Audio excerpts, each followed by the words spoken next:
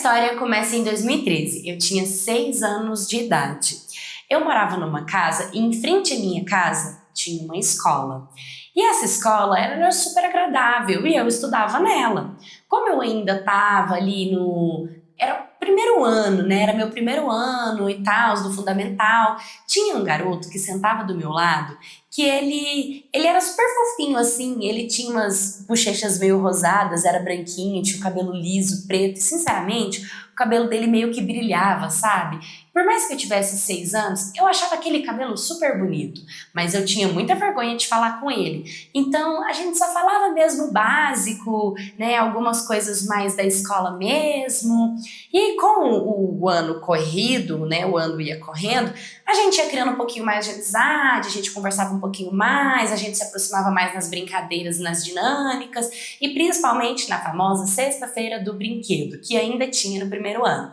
Então a gente trocava brinquedos, a gente se aproximava e ele era super na dele. Vamos ser sinceros, ele não me dava muita moral. Mas tudo bem. E detalhe, a professora amava ele, porque ele era um menino muito bonzinho, sabe? Mas aí passou o ano e na outra metade do outro ano, a minha mãe decidiu me mudar de escola. Ali eu já estava no meu segundo ano, né? E aí eu estudei nessa escola por bastante tempo e era um bairro onde era no centro da cidade, no centrinho, onde tinham todos os melhores comércios, né? As melhores lojinhas, restaurantes, farmácias, hospitais. Era bem movimentado. Então a escola era bem legal e era bem boa. Já no meu terceiro ano, eu lembro que eu continuei nessa escola bem movimentada e eu amava ela. Ela era super agradável, eu fiz amigos de cara, eu vivi muitas coisas incríveis ali. Eu já nem lembrava mais do garoto da bochecha rosada, sabe? Não, porque eu tinha estudado com ele no primeiro ano, eu já tava no meu terceiro, tava tocando a minha vida. E aí, eu peguei e tava lavando as minhas mãos.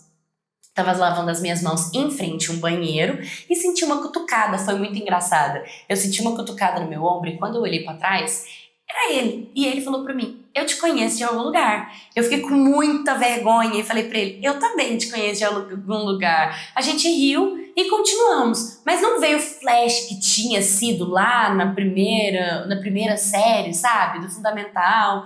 Enfim, depois daí, a gente se cumprimentava mais com oi e tal, porque ele não caiu na minha sala, ele caiu em outra sala. Então a gente quase não conversava, quase não teve tanto contato, quase não teve tanto convívio assim. Aí o ano foi passando, o tempo foi passando, os anos foram passando e de repente eu e ele caímos na mesma sala de aula. Ali eu tava ali no meu quinto ano, na minha quinta série. E era muito engraçado, porque aí foi a fase que a gente mais virou amigo, assim. A gente sentava um do lado do outro e nós éramos da igreja. E como nós éramos cristãos, era engraçado, porque a gente tinha esse assunto em comum. A gente falava sobre religiosidade, a gente falava sobre nossos pais, coisas do tipo, né?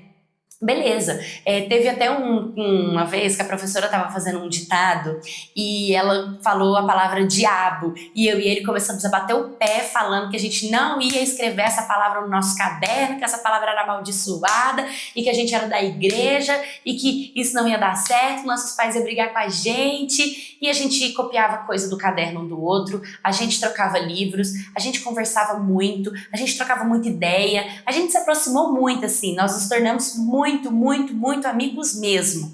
E veio a péssima notícia que me desmoronou na época, que a minha mãe foi transferida de cidade de trabalho e nós teríamos que mudar de cidade.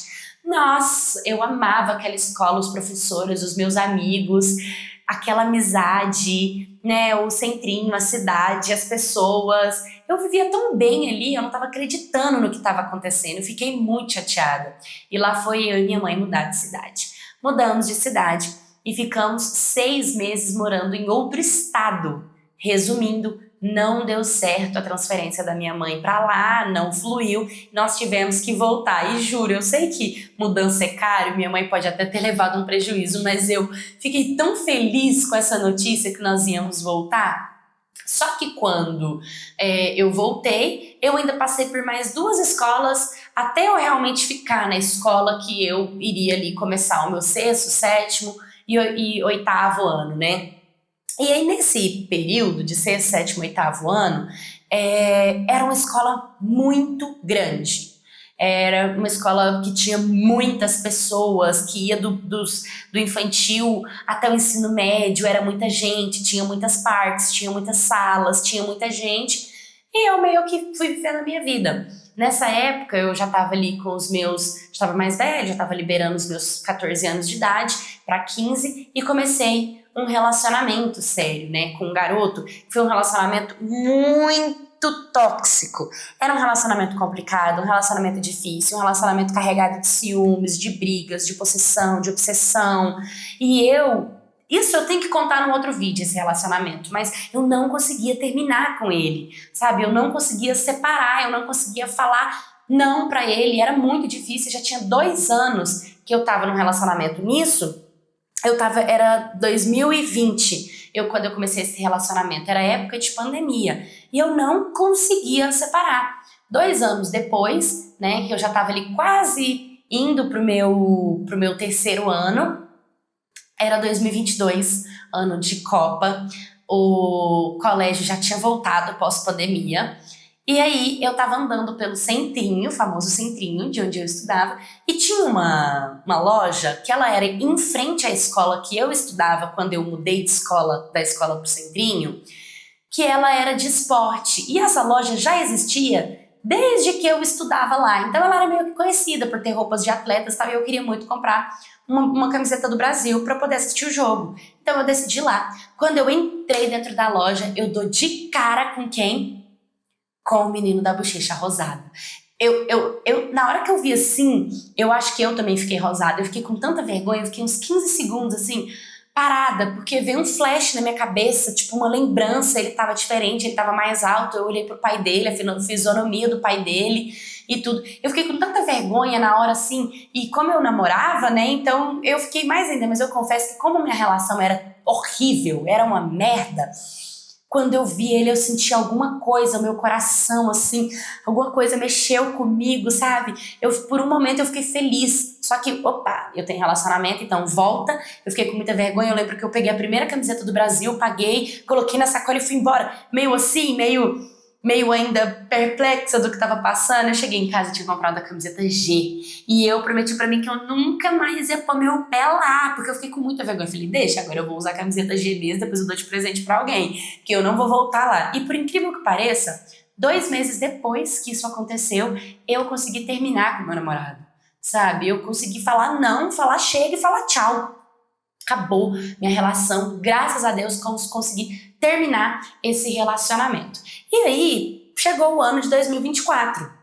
Eu já tava com os meus 17 anos, já tava, tipo, querendo ou não, amadurecendo e tal, já tinha separado há um tempo.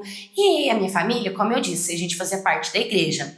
Eu lembro, na escola, quando a gente estudou junto, que a família dele era daquelas igrejas tradicionais. Já a igreja que eu e os meus pais frequentávamos era uma igreja contemporânea.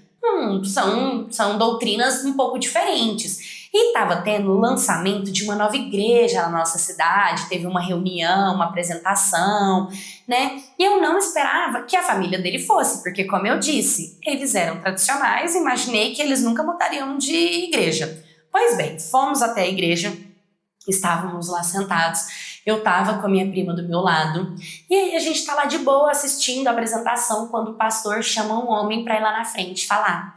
Quem que é o homem? O pai dele. Eu lembrei na hora da loja que eu entrei, que eu vi o pai dele, eu lembrei da fisionomia. Falei, esse é o pai do garoto. E ele começou a falar sobre os 2 filhos dele. Só que ele tava falando dos 2 filhos dele, eu lembro que eu virei pra minha prima e falei assim, mas ele tem outro filho.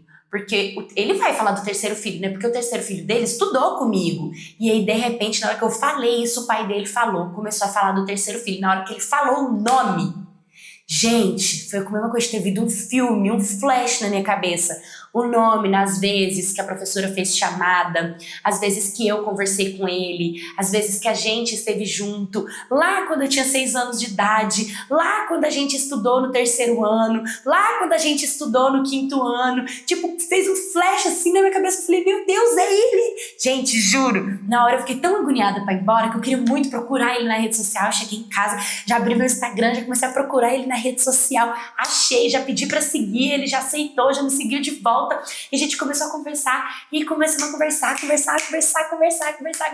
Viramos muito amigos, começamos a ir pra igreja juntos. Eu tava no meu último ano do ensino médio, ele também tava no último ano do ensino médio dele. A gente se formou.